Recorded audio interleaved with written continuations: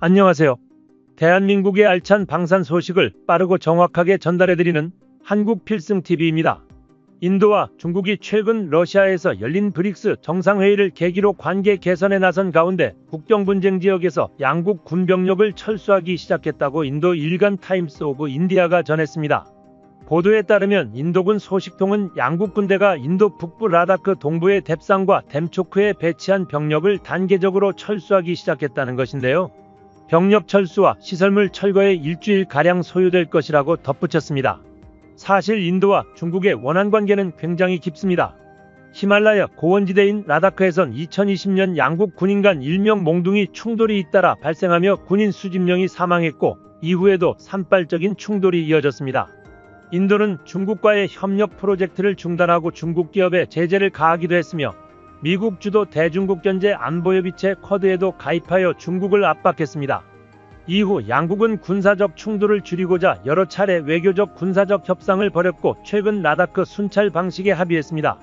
인도와 중국은 1962년 국경 문제로 전쟁까지 치렀지만 국경선을 확정하지 못해 3,488km에 이르는 실질 통제선을 사이에 두고 크고 작은 충돌을 이어왔습니다. 현재 완만한 합의를 이룬 것처럼 보이지만 여전히 인도와 중국은 서로를 경계하고 있는데요. 특히 최근 인도 국방장관은 인도 공군이 사용할 최신형 전투기가 현재보다 최소 200여 기는 더 많이 필요하다는 언급을 했습니다.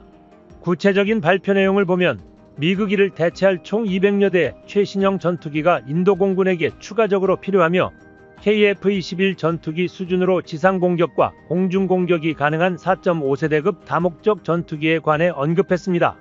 인도 국방장관의 발언으로 미루어 볼 때 한국산 KF-21 전투기는 가장 적합한 최신형 전투기 구매 사양의 모든 조건에 충족됩니다.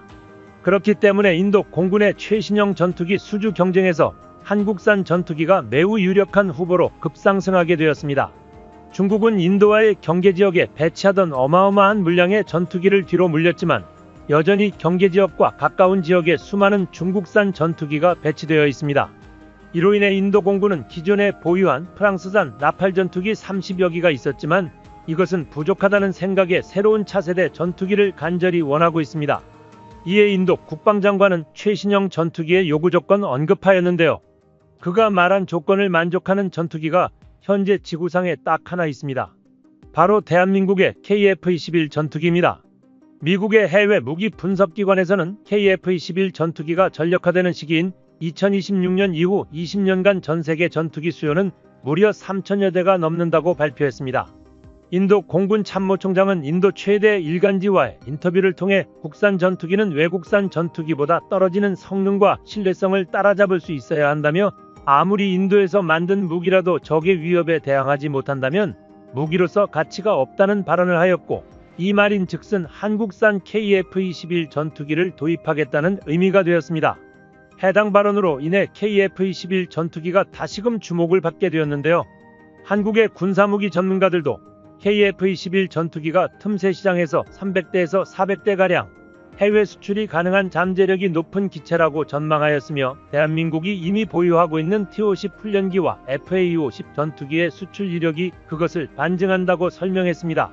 실제 한국은 국제 군용기 시장에 진입한 지 불과 10년 만에 7개 국가의 국산 군용기 200여 대 이상을 판매하는 놀라운 실적을 기록했습니다. 모든 것을 고려한 인도 정부는 중국군에 대항하기 위한 전투기로 한국의 KF-21 전투기를 지목하게 되었습니다. 현재 중국 정부와 국영 언론에서는 한국산 KF-21 전투기에 대한 경계보를 내렸는데요.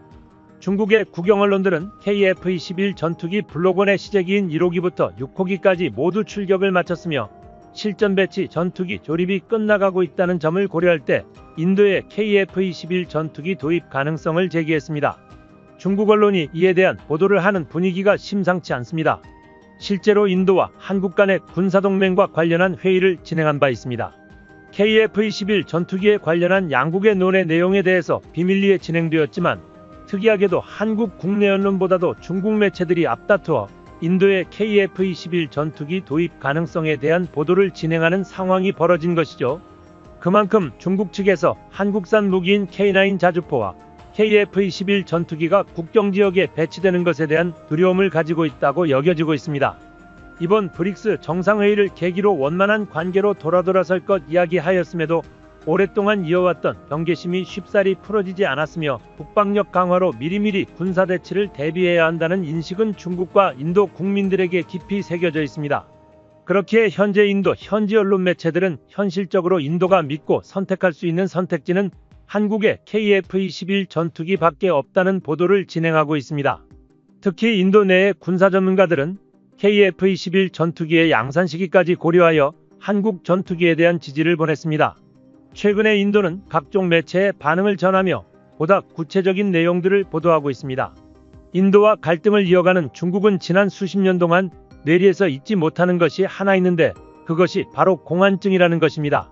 이러한 현상은 중국의 방산시장에서도 동일하게 적용되고 있습니다. 인도군이 중국 접경지역에 배치한 K9 자주포 이후 한국산 무기라는 중국은 공안증을 가지게 된 것입니다. 현재 인도 국방부는 중국을 견제할 차세대 무기체계에서 가장 신뢰하는 1순위가 한국이 되었습니다. 이러한 언론 보도를 바탕으로 인도군은 한국산 전투기 도입을 적극 검토하고 있다는 소식이 들렸습니다. 인도의 최신 전투기 도입 사업은 잠깐 중단되었었는데요. 사실 인도의 속사정을 보자면 우리가 잘 알고 있는 무기시장의 현황과 비슷합니다. 신뢰성에 대한 문제에서 비롯된 것이죠. 인도에서 가장 중요시하는 것은 유지보수는 물론 가격 대비 강력한 성능이 보장되는 국가의 전투무기를 구입하길 원하고 있는데요. 이러한 인도 정부와 인도군의 요구에 딱 들어맞는 나라를 찾자니 한국만이 유일하다는 것입니다. 실제로 인도에서 구매해간 K9에 대해 한국은 유지보수와 그 성능을 보장해주고 있었습니다. 그렇기 때문에 인도는 KF-21 전투기가 양산되는 2026년까지 현재 가진 라팔 전투기 30대로 버티며 KF-21 전투기를 인도받으려는 것이죠. 놀라운 사실은 이 내용에 대해 중국 매체들이 대서특필하고 있다는 것입니다.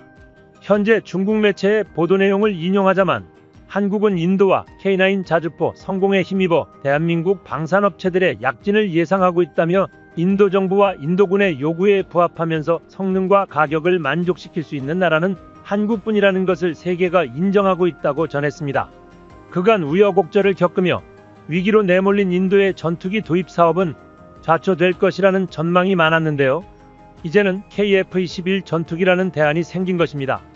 반면 KF-21 사업을 추진하는 방사청과 한국항공우주산업은 동남아시아와 중남미, 유럽을 주요 수출국으로 손꼽고 있습니다. KF-21 수출과 관련한 구체적인 계약 내용이 알려진 바가 없기 때문에 미국산 엔진을 장착하고 있는 현재 KF-21 블록원의 경우 어느 정도 범위까지 수출 제약을 받게 될지는 섣불리 판단하기 어렵습니다. 하지만 인도에서는 미국산 무기가 이미 운영되고 있으며 미국의 동맹국으로 가입되어 있습니다. 그렇기 때문에 대한민국의 KF-21 전투기가 인도에 수출될 가능성은 굉장히 높아 보입니다. 중국 매체가 분석한 가능성도 터무니없지 않으며 미국과의 관계적인 면에서 수출 허가가 날 가능성이 굉장히 높다고 판단하는 것입니다. 다만 현재 트럼프 대통령이 당선되며 어떤 방식으로 이것이 진행될지 의문인데요. 그럼에도 한국산 전투기 엔진 개발 속도를 본다면 빠르게 수출이 실현화될 것 같습니다. 대한민국의 KF-21 전투기는 한국이 처음 만든 차세대 전투기입니다. 한국에서는 KF-21 전투기가 아직 5세대급 전투기도 아닌데 자부심을 가져도 되느냐는 의문을 가진 분들이 존재하는데요. 이미 해외 외신들은 대한민국의 차세대 전투기를 우리의 생각보다도 더 높게 평가하며 찬사를 이어나가고 있습니다. 사실만 따져보아도 KF-21 전투기급의 첨단 기술을 가진 전투기를 잠정 전투용 적합 판정을 받으며 양산에 돌입해온 국가는 세계의 손을 꼽을 정도로 적습니다. 아직 세계 1위의 자리는 미국이 지키고 있지만 일부 부분은 한국이 앞서기 시작했습니다. 전투기 시장의 후발주자가 이토록 빠르게 기술을 발전시킨 것은 전 세계적으로 보더라도 굉장히 이례적입니다. 우리 한국의 빠른 기술 발전에 대해 세계는 지금도 놀라고 있습니다. 이렇게 한국이 전 세계의 돌풍을 몰고 올 정도로 성능에 뛰어난 전투기를 만들어낼 수 있었던 건 하고자 하는 의지가 강했기 때문이라고 생각됩니다. 이를 실현해온 우리 연구 개발진들은 그동안 피땀 흘려 고생했습니다. 그들이 있었기에 KF-21 전투기가 태어났습니다. 대한민국의 놀라운 모듈 프린트 엔진에 대해 알려드리는 9월 19일 영상입니다. 대한민국은 비상하고 있지만 현재 상황에 만족하지 않고 미래를 위해 더욱 강력한 군사력을 원하고 있으며 최근 매년마다 국방비를 거의 8%씩 올리며 놀라운 속도로 양과 질에서 군사력을 높이고 있습니다. 만약 이대로 한국의 국방전력 강화가 계속된다면 대한민국은 4년 안에 세계에서 5번째로 국방비를 많이 사용하는 나라가 될 것입니다. 이처럼 우리 군이 세계 8번째 초음속 전투기 개발의 역사적인 성공가도를 달리며 한국 방산 수출할로가 다시금 활짝 열린 것입니다. 그런데 한국산 KF-21 전투기 수출할로가 열린 것은 반가우나 많은 국민분들이 우려하는 점이 있습니다. 바로 KF-21 전투기의 엔진이 한국산이 아닌 미국산 F-414이기 때문입니다. 과거부터 방산무기 부품으로 인하여 수출이 중단되는 이슈들이 많았기 때문에 미국산 엔진을 장착한 채로 수출하기는 어렵다는 의견이 많습니다. 이로 인해 대한민국은 국방과학연구소를 중심으로 한화에어로스페이스와 두산에너빌리티가 힘을 합쳐 엔진 생산을 진행해 나가고 있습니다. 한국은 기술을 빠르게 발전시켜 종주국인 미국에 버금가는 6세대 전투기 엔진 제조 기술을 개발해내려 노력하고 있습니다.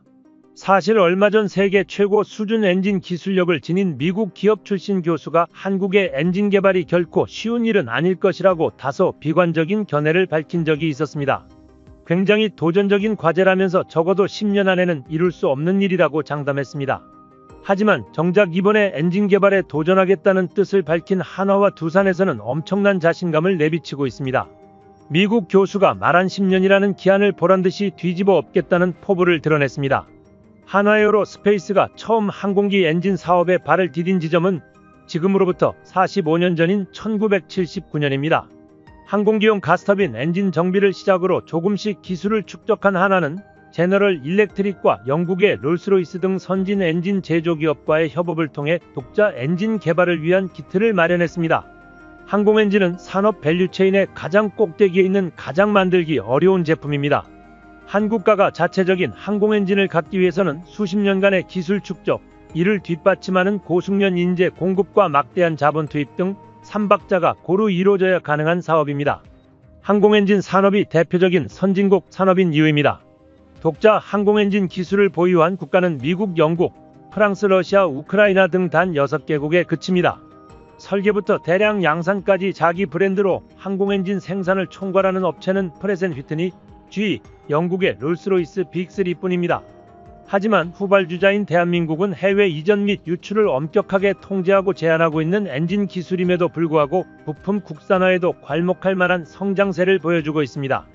현대 한국산 KF-21 전투기는 레이더를 공급하는 한화시스템과 엔진을 공급하는 한화에어로스페이스와의 계약 소식이 속속 전해지면서 KF-21은 문제없이 양산 계약이 이루어졌다는 것이 확인되었습니다. 그런데 의문점이 남기는 합니다. KF-21 개발 프로그램에 한해서라도 한국은 관여하는 방산기업들의 컨소시엄을 유도할 법도 했습니다. 그런데 도대체 왜 개별 기업들을 묶어두지 않고 각각 개발 후 협업할 수 있도록 내버려둔 것인지 의문이 듭니다. 그 이유는 바로 한국이 KF-21을 단계적으로 지속해서 개량 업그레이드를 할 속셈이었기 때문입니다. 특히 이번에 별도의 계약을 맺은 엔진이 그 핵심인데요. 언젠가 한국은 이를 완전히 국산화 시켜버릴 생각이라서 지금 단계에서부터 굳이 회계적으로 분리해 둔 것이라는 분석이 있습니다. 자세한 내용을 함께 살펴보겠습니다. 최근 KF-21의 엔진 개발을 담당하는 한화에어로스페이스의 관계자가 한 군사 전문 유튜브 채널에 출연했습니다. 국산 전투기 엔진 개발 현황을 공유하기 위함이었는데요. 실무자의 입에서 듣는 현재 진행 상황은 보안 사항을 제외하고도 놀라운 부분이 매우 많았습니다. 특히 그동안 엔진 기술을 지닌 미국의 한국이 절대 따라잡지 못하리라 여기고 방심하고 있었던 핵심 소재 기술에 불과 2년 반이면 추월할 수 있다고 확인해버리면서 큰 충격을 줬습니다. 그 시점이면 KF-21의 초도 생산분이 배치를 마칠 시기로 위 언급처럼 된다면 KF-21은 배치 직후에 국산 소재를 적용한 엔진으로 곧바로 교체를 하게 될 수도 있는 것입니다. 앞서 한국 엔진 개발에 10년도 부족하다고 언급한 교수는 코네티컷대의 비토 모레노로 세계 3대 엔진 제조사 중 하나인 프렛 앤 휘트니 출신이기도 합니다. 제너럴 일렉트릭, 롤스로이스와 함께 항공 엔진의 설계부터 제조까지 완전한 밸류 체인을 갖춘 셋밖에 없는 기업인 만큼 이 분야에 대해서는 전문가라고 할 수 있는데요. 그는 한화의 미국 법인과 가진 기자간담회에서 어떤 예측을 하든 그보다 2배에서 3배 예산과 시간이 든다고 본다면서 후발주자가 큰 업체를 뛰어넘기는 쉽지 않다고 경고했습니다. 그러면서 한국이 모든 인프라를 새로 조직하면서 엔진을 만들기 위해서는 기술적으로 가능하더라도 최소 10년 이상의 시간이 걸리게 될 것이라고 말했습니다. 그런데 사실 한화는 이 자리에서 희망을 봤습니다. 이들이 이처럼 비관적으로 보는데도 10년을 예측했기 때문인데 어차피 한화 역시 엔진 국산화 사업의 최대 기한을 그와 비슷한 수준으로 보고 있었기 때문입니다. 오히려 그 자리에 함께 있었던 또 다른 프렛 앤 휘트니 출신 기술자는 다른 견해를 밝히기도 했습니다. 한국이 가진 뛰어난 기술력이라면 향후 엔진 생산 분야에서도 얼마든지 경쟁력을 가질 수 있을 것이라고 말했고, 비토 모레노 역시 엔진 개발 자체가 불가능하다고는 말하지 않았던 만큼 한화에게 이 기자간담회는 좋은 자극제가 되었습니다. 그런데 이들 전문가가 간과한 점이 있습니다. 그것은 바로 대한민국의 AI와 3D 프린팅 등 신기술 수준입니다. 항공 엔진과 같이 신뢰성이 매우 중요한 요소로 작용하는 분야에서 나타나는 문제점이 하나 있다면 기술자들이 새로운 기술을 받아들이기를 꺼리는 성향이 심하다는 것입니다. 물론 아주 작은 결함으로 큰 사고로 이어질 수 있는 만큼 민감한 것도 납득이 되지만 때로는 진보된 기술을 과감하게 받아들이고 적용할 수 있는 용기가 필요할 때도 있는데 고집이 굳어진 기술자들은 이 타이밍을 놓치기도 합니다. 물론 이번에 대두된 신기술들이 개발 기간을 어느 정도나 단축시켜줄지는 미지수입니다. 어쩌면 별로 줄여주지 못하거나 되려 늘릴지도 모르는 일입니다. 하지만 프렛 앤 휘트니의 두 전문가들은 이러한 변수를 애초에 생각하지 않고 자신들이 겪어왔던 전통적인 방식을 기반으로 한국의 개발 기간을 예측했을 것입니다. 당장 한화는 일부 개발 과정에서 이러한 신기술들을 활용하고 있습니다. 한화는 현재 엔진 소재 개발에 몰두하고 있습니다. 더불어 소재뿐만 아니라 그 소재를 가지고 부품을 가공하는 방법 역시 고민을 거듭하고 있습니다. 예를 들어 엔진 안에 들어가는 터빈을 만들 때 축에 직접 연결되며 블레이드를 고정하는 디스크 부분은 단조를 해서 설계됩니다. 회전력을 견디면서도 블레이드를 단단하게 잡아줘야 하기 때문에 때려서 성형하는 단조를 하는 것입니다. 반면 그 디스크에 끼워지는 블레이드의 경우 주조로 만들어지는 경우가 많습니다.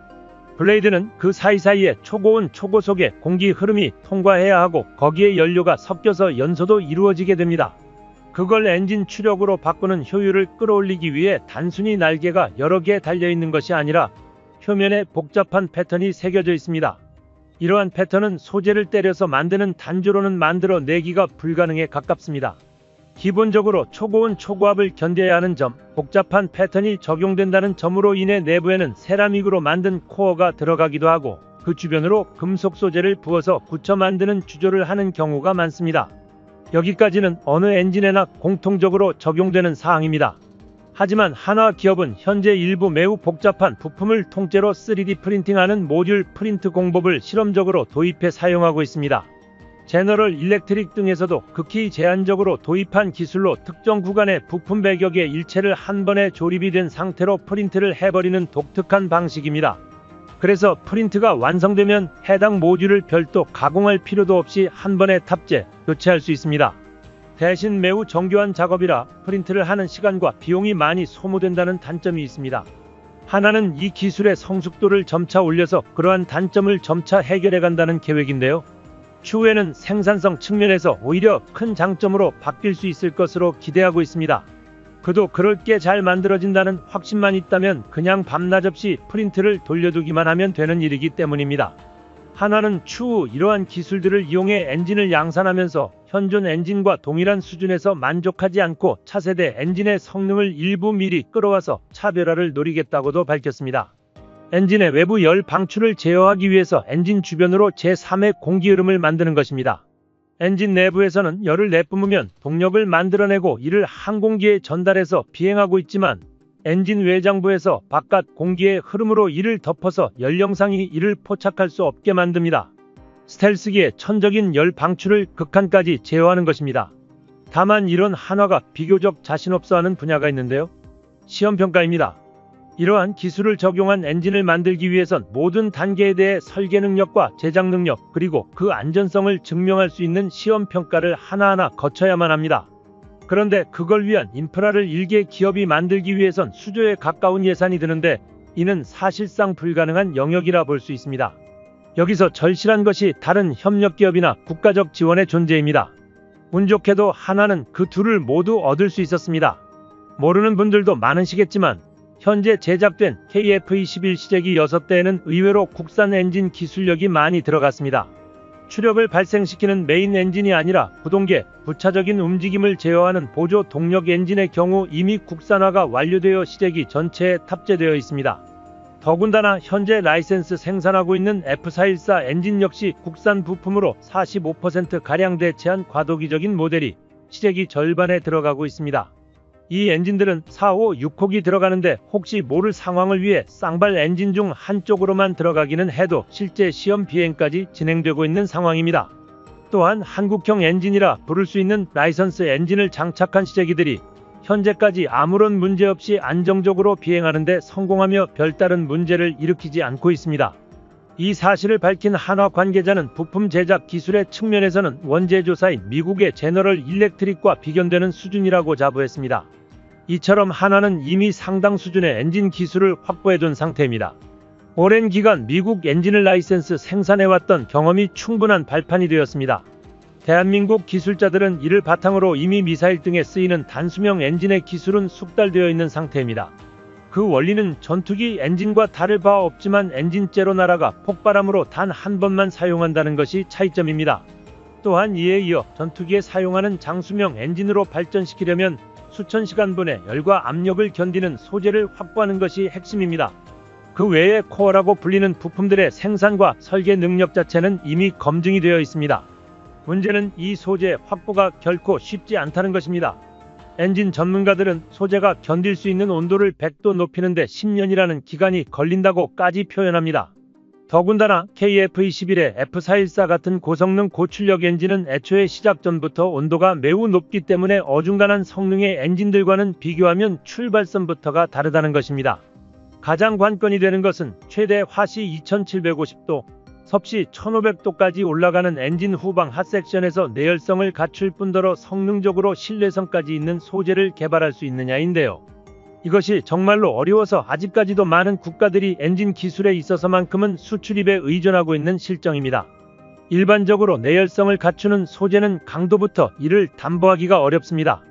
영상에 출연한 관계자는 1500도를 버티는 대부분의 물질들은 툭 치면 깨질 정도로 강도가 형편없다고 설명했습니다. 상대적 저온인 대신 높은 압력을 버텨야 하는 엔진 전방 콜드 섹션과 달리 엔진 후방 섹션에서는 압력보다도 연소되고 나온 초고온을 견디는 것이 큰 문제가 됩니다. 그래서 콜드 섹션에서는 강도가 더 높은 티타늄 합금을 많이 사용하는 반면 핫 섹션에서는 내열성이 더 높은 니켈 합금을 주로 쓰는데요.